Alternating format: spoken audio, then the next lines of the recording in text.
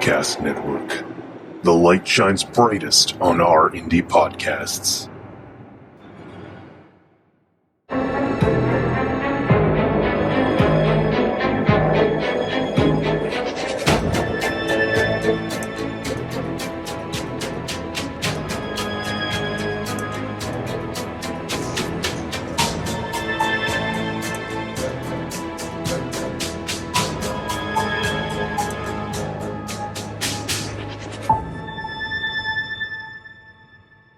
Welcome to Ford in Vegas, a true crime podcast with two friends who hate each other. I'm Ford, and I'm joined by my dearest, close personal friend who I hate, Vegas. Yeah, we're back. I'm back, unfortunately. I don't want to be here, but I'm here. Do you wish this was like a memorial show for you because you died? Is that what you're saying? No, I wish it was a memorial show for you. Oh, because I died. Because I would be happy then. Understood. But I'm here, so I'm not very happy that I'm here. Will you speak at my funeral? Will you speak glowingly of me at the end?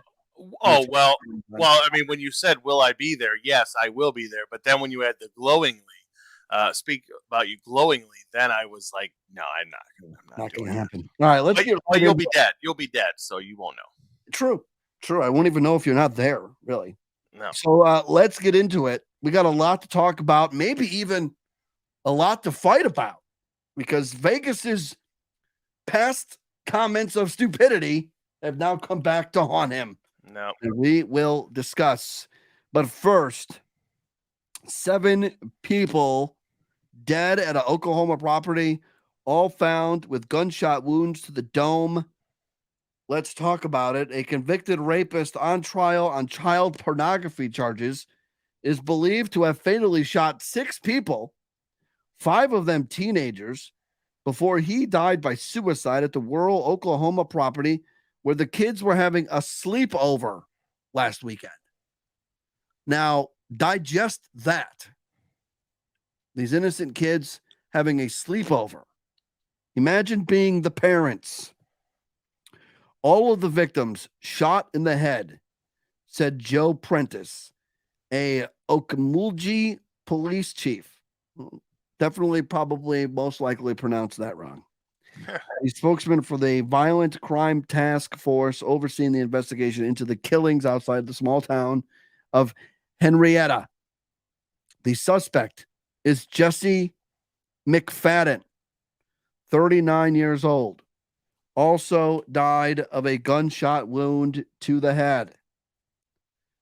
Prentice identified the victims as a 14-year-old Ivy Webster, 15-year-old Brittany Brewer, Michael Mayo, who was also 15, Tiffany Guess, who was 13, Riley Allen, who was 17, and Holly McFadden, who was 35. Holly McFadden's mother, Jeanette Mayo, identified her daughter Tuesday as Holly Guess. She married Jesse McFadden last year. Their bodies were found in 2 groups on the large property where the McFaddens rented a home. One group that included Ivy, Brittany, and Riley was found about a quarter mile from the home. The bodies roughly 100 to 150 yards apart in a scene that Prentice described as staged. He did not care to elaborate. That's kind of inferring, Vegas, that the bodies were dragged there and laid out looking like some kind of staged event, maybe. That's what I would infer from that. The 4 others were found in a heavily wooded part of the land. Possible motive remained unclear. Clearly, part of the motive is mental instability. Part of the problem when the community suffers something like this is that everybody wants to understand why.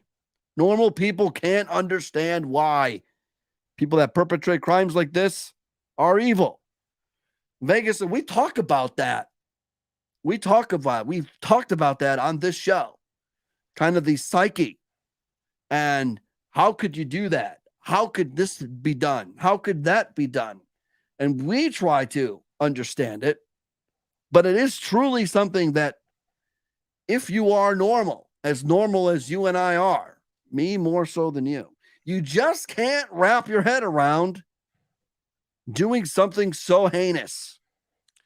No, not with kids. I mean, the dude's obviously mental because he is on trial for child pornography. Why is he out?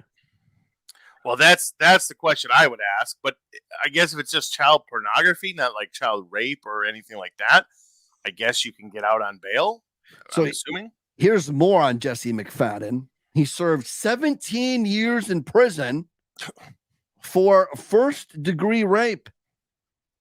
In 2017, while behind bars, he was accused of sending sexually explicit photos to a 16-year-old and acting in a manner that prosecutors described in court documents as, quote, manipulative and controlling of the victim, end quote.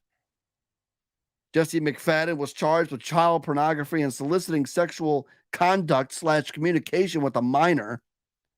A jury trial had been scheduled for Monday, the day the bodies were found, after the parents of Ivy and Brittany reported them missing.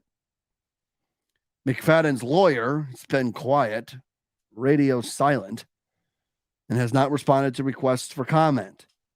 Court docs show that McFadden planned to argue that he was in touch not with the 16-year-old, but with her friend, who was 21. Brittany Brewer's father, Nathan Brewer, said Jesse McFadden never should have been released from prison after he was charged in 2017.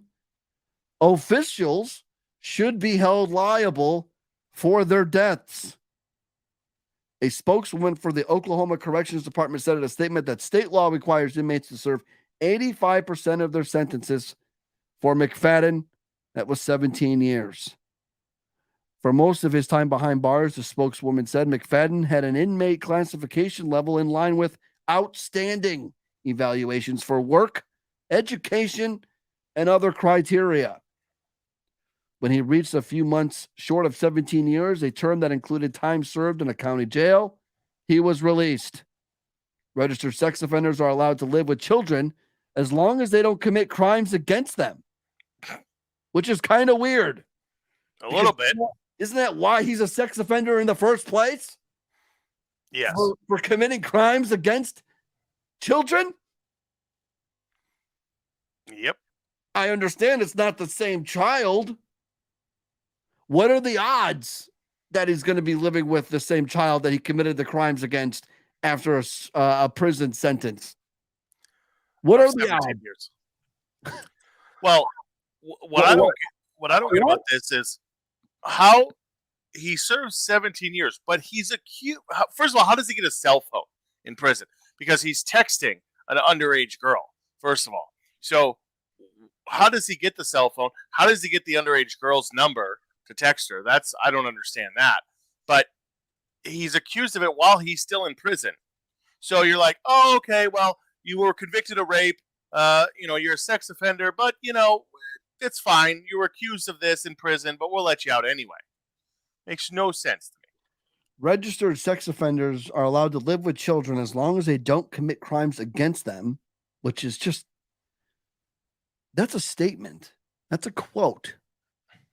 And it doesn't make any sense to me. You read that, and I'm like, am I living in the Twilight Zone? Registered sex offenders are allowed to live with children as long as they don't commit crimes against them. Well, that goes for anything, and that goes for everybody. Of course I'm allowed to live with somebody if I don't commit crimes against them. Yeah. But why would a sex offender be allowed to live with children?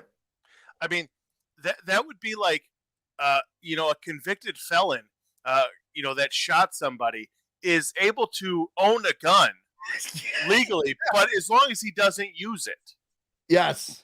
Well, why would you need a gun if you're not good? If you're gonna not use it, you don't need a gun if you're not gonna use it. Yeah, makes no sense. This doesn't.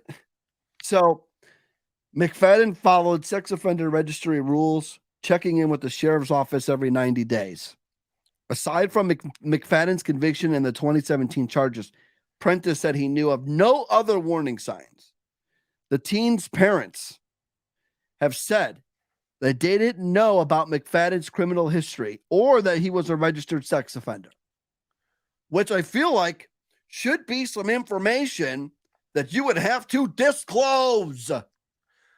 Yes, you would think if he's hanging around with other kids or parents, or you should have to be held responsible, which obviously the guy's dead now, right? So he doesn't have to be held responsible, but this is a problem. Now, I would be remiss if I didn't say that maybe there's a little, how should I say this? The parents of the victims need to take a little responsibility. But then again, at the same time, the other side of the argument is most people don't look up their friends' parents and see if they're registered sex offenders. True. They don't. They don't.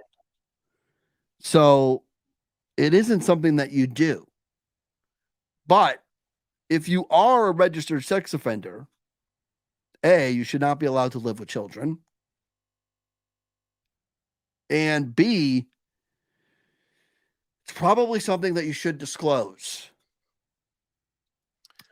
Yeah. In interviews, they described the sleepover last weekend as routine and said nothing seemed out of the ordinary. Nathan Brewer said Jesse McFadden seemed like a nice, normal person. Holly McFadden's mother has also said that her daughter didn't know the truth about Jesse McFadden and that he fooled her with his charm. Well, in 1970, yes, you could get away with fooling someone with your charm. But, like, I mean, again, not everybody checks up on their boyfriend and or girlfriend and does background checks. But there are websites that allow you to do that. Well, exactly. There are websites that allow you to do that. And in this day and age, if his name hasn't changed, I mean, I don't know about you, but I mean, I'm sure most people have Googled somebody. If he changes his name, the social security number doesn't change. Well, true. That's if she knew his social security number. I mean, not every boyfriend, girlfriend knows each other's social security numbers. No, but I'm willing to bet that if we saw what Jesse McFadden looked like, let me look him up here. Something tells me he might look like somebody who may have committed a crime or two. Probably, yes. Let me look him up a little bit here. Hold on. I'm doing this live as we are recording. Oh, there he is. Oh. And I'm going to, I will put his picture up for everybody to see it. But Jesse McFadden looks like he might be a little bit of a criminal. But, I mean, I don't put any blame necessarily on the other kid's parents because, again, you don't. No, you really can't. I know somebody out there is going to, but you really can't. You can't because you assume that if there is a sex offender or something that they have to disclose it or do something that tells you that. But apparently in Oklahoma, the law states that if you are a child sex offender, you are on the registry, you are able to live with children as long as you don't commit any crimes against them. Well, yeah, no shit. Like, I'm allowed to live with anybody I want as long as I don't murder them or try to murder them or beat the crap out of them. It's like, it would be the same thing as if some, person is beating the crap out of his wife or a husband and saying, and beating the crap out of him constantly and getting a restraining order. Well, no, it's okay for them to live together again as long as he doesn't beat the crap out of her. Okay, well, he's done it already. Most of the time, they're going to do it again. Yeah, they're called repeat offenders. Yeah. And most people are repeat offenders, especially in child sex acts, if you will. The mother of Holly McFadden. So that would mean that this chick married this guy. Yeah, that's what he said. She married him. Yeah. And doesn't know about that past? I guess not. I mean, can we do a little due diligence here? My God, by God. Come on. Yeah, but did you do any due diligence before you married your wife? No. Obviously, she didn't do any. Talking about me. Well, obviously, she didn't do any due diligence marrying your sorry ass. But exactly. But you know what? She should have. As sorry as my ass might be, I have never served jail time, and I'm not a registered sex offender. Well, true. But how do you're never going to know the person's a sex offender? I mean, it doesn't you just don't walk down the street and they have a sign above them saying sex offender. I mean, they probably should, but they don't. We might be able to run for office and win with that. Yeah. They have they have something on their arm, like a tattoo on their arm. Scarlet letter. Yeah, it says they're a sex offender. So here's the last line here from Holly McFadden's mother, Jeanette Mayo. She wrote on Facebook, because Facebook's only for old people. She wrote on Facebook, "Now she and my grandbabies are dead. Stop bashing her." So there is clearly some internet people that think that maybe Holly should have done a little due diligence. Well, it comes down to not just due diligence, like if you just meet them and you date them or whatever, but were there signs? Were there signs that he was, not all there? That's the real question, is if he, experienced mental illness when he was with her and she just kind of shook it off and didn't do anything. But also, from what you say, the trial was supposed to begin soon for him texting the 16-year-old girl, correct? The day that it all went down. Yeah. So obviously he was accused of this while he was still in prison. So she's been with him over a year or so and married him. So obviously she knew he was in prison, right? Yep. So she knew he's a convicted felon regardless of his crimes. So that, again, like we've said, usually you don't Google your ex, or not your ex, but your girlfriend or boyfriend. But if they've spent time in prison, you probably really should know why. Or at least if they tell you why, you should check up to see if they're telling you the truth.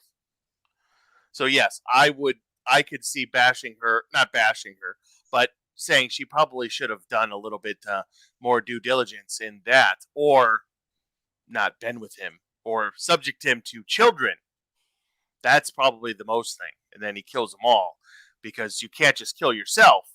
You have to kill your wife and your, kid and whoever else. From Oklahoma to North Kakalaki, a police officer shot and killed his wife before turning the gun on himself, state authorities said on Wednesday. The Fayetteville police officers responded to the home of fellow officer Domingo Tavares Rodriguez when he didn't report to work at 6 p.m. When he failed to report and his supervisors were unable to contact him by phone, kind of hard when he's dead.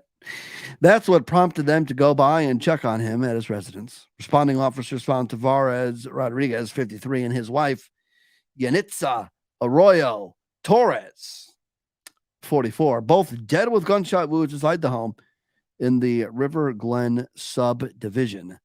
Braden said he requested the North Kakalaki State Bureau of Investigation to investigate their deaths, as the incident involved the Fayetteville officer.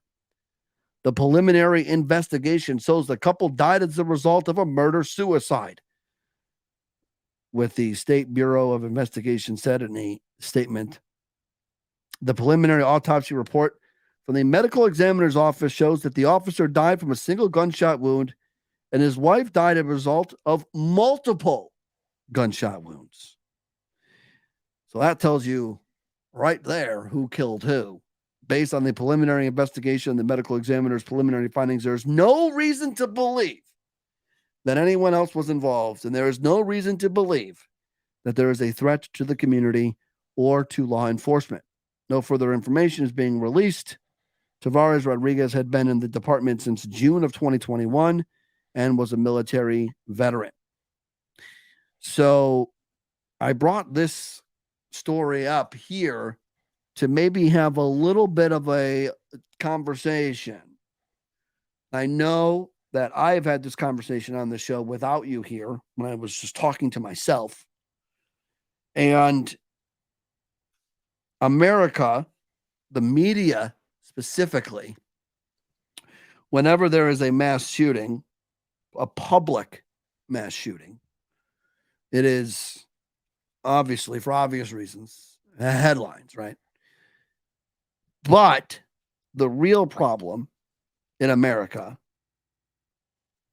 and the numbers back this up, the real problem in America is not a public mass shooting, which, yes, happened more than it should. I understand that. But the real problem in this country is the murder that happens inside the home, the family side, which is oftentimes, I think, a family side is more,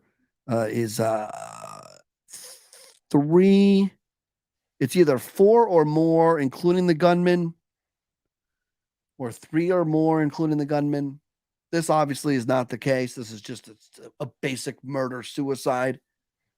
But family members killing family members is a bigger problem than the public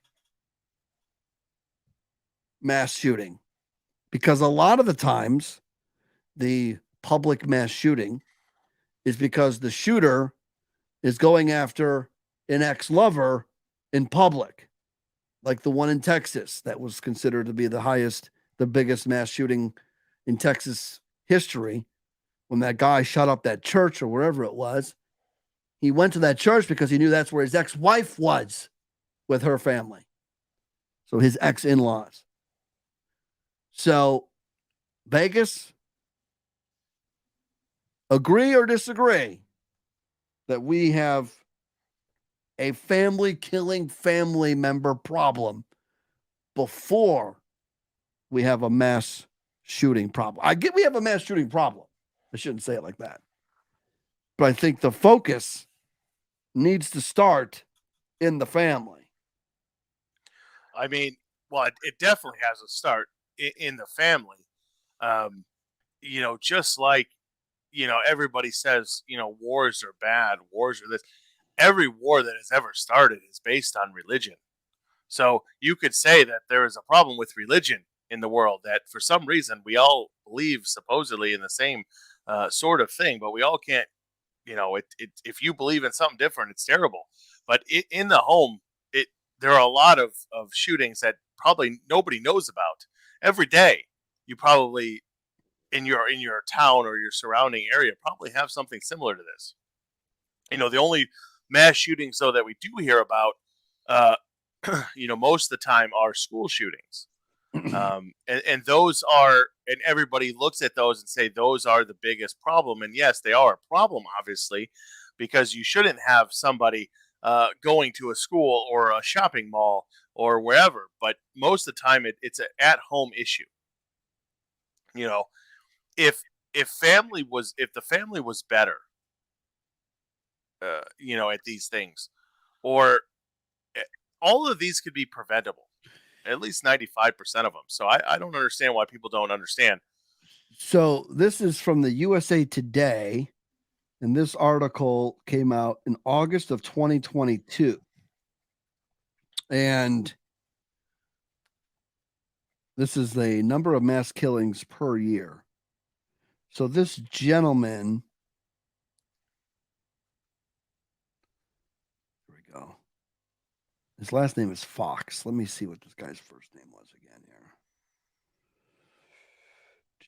I was not thinking that I was going to go here, but I'm here right now. Oh, but you're there. James Allen Fox is a professor of criminology, law, and public policy at Northeastern University in Boston. So he's far more qualified than you or I or anybody even listening to this podcast or watching this podcast on YouTube can talk about this subject. He's more qualified. Cases in which someone shoots strangers in a public place usually get the most attention. But fatal public shootings are a small fraction of all mass killings. There has been a spike in these types of killings over the past few years, yes, but the rate of occurrence has remained relatively flat since the mid-2000s. Now, watch David Muir the night of a mass shooting and tell me that's the story that they're trying to tell you. No.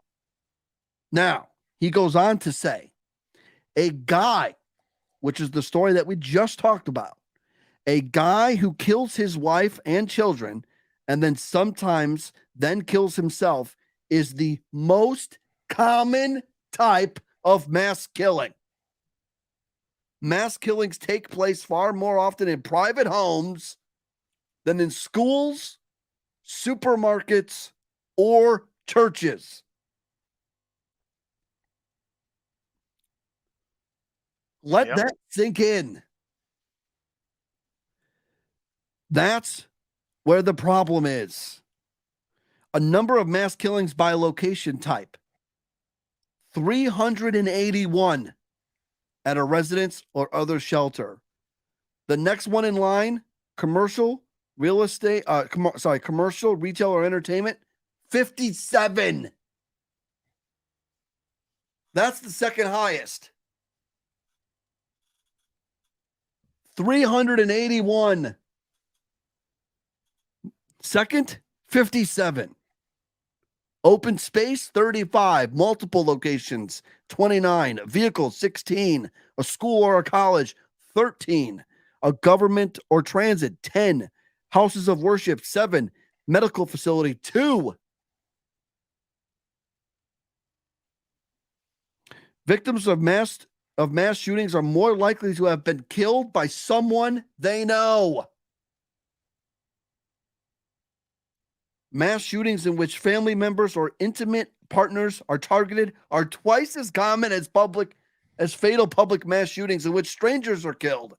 So you are more likely to be killed by someone you know than by someone you don't know at a grocery store. Think about that. In our database, the public category excludes killings related to drug deals, gang disputes, robberies, and other criminal activity, which are instead classified as being related to a felony or suspected felony, depending on the circumstance. On average, our data shows that 5 people die in a mass killing of any kind, compared with 7 in a fatal public mass shooting. Though these public killings result in more per incident deaths, other types of mass killings happen more frequently and result in more victim fatalities and injuries overall.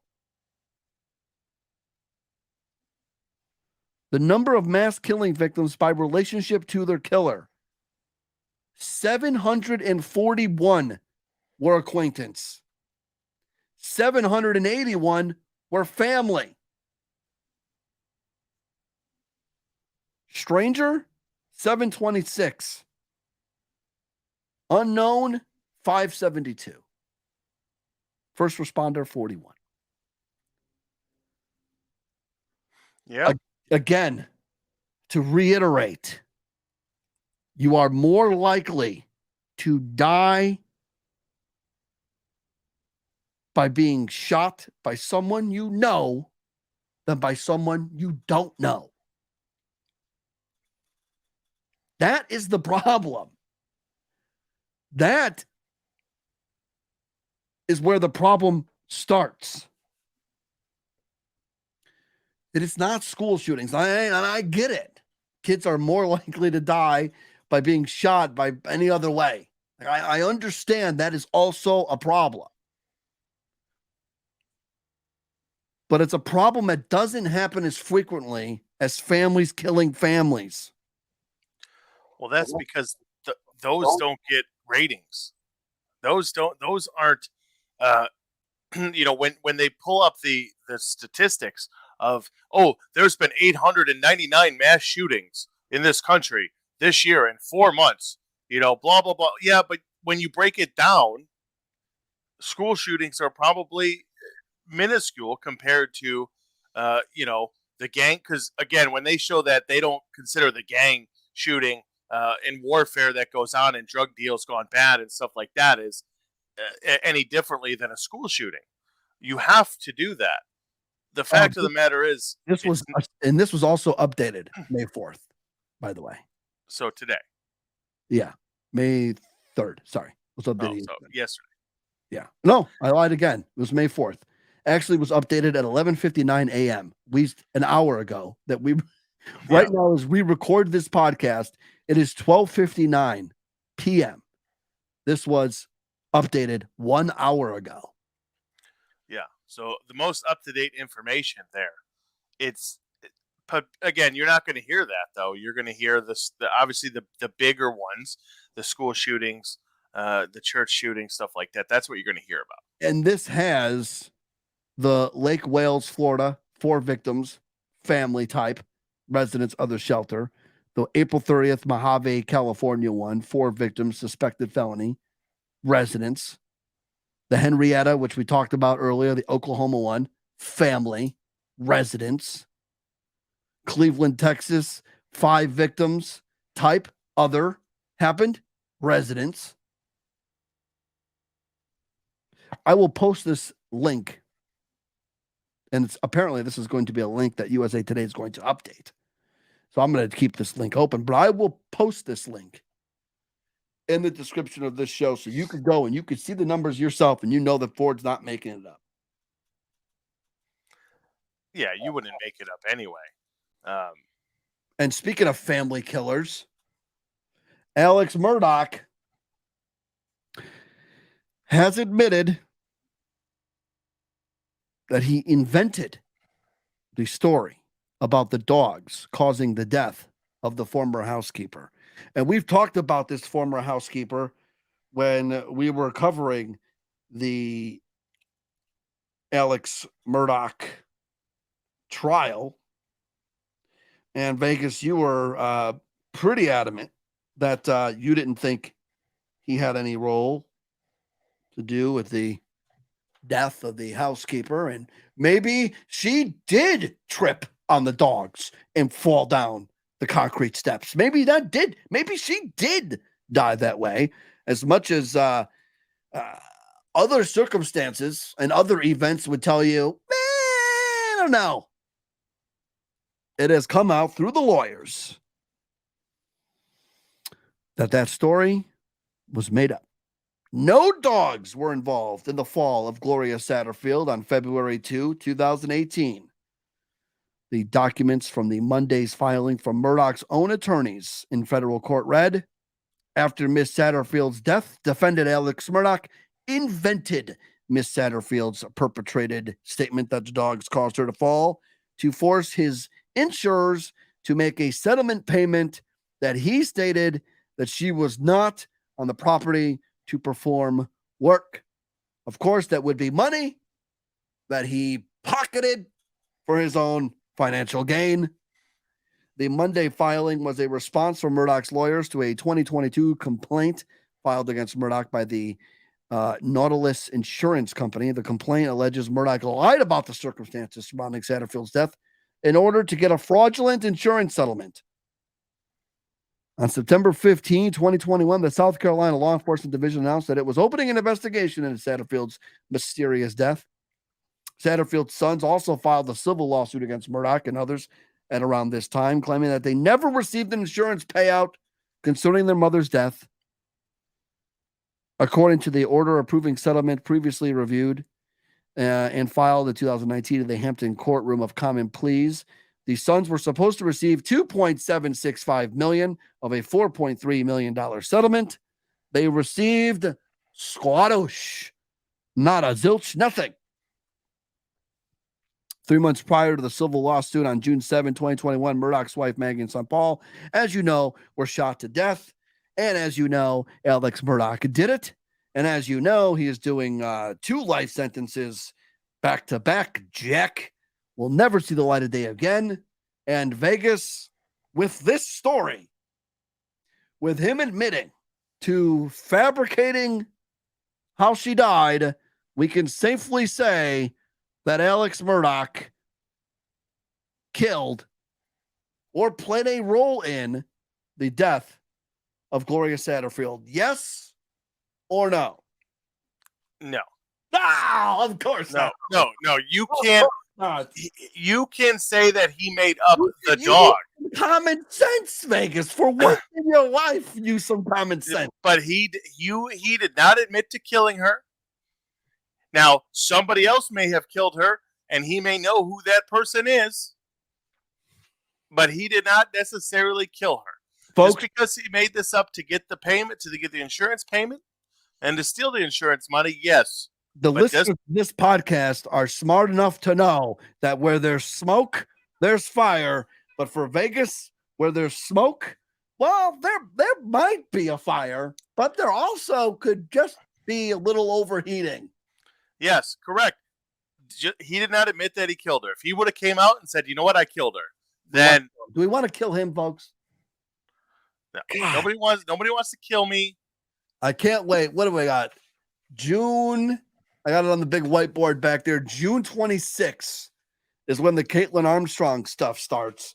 And boy, if you think Vegas is ridiculous now, wait until you hear him defend his girl, Caitlin Armstrong. Listen, later. It's innocent until proven guilty. Yes, of course.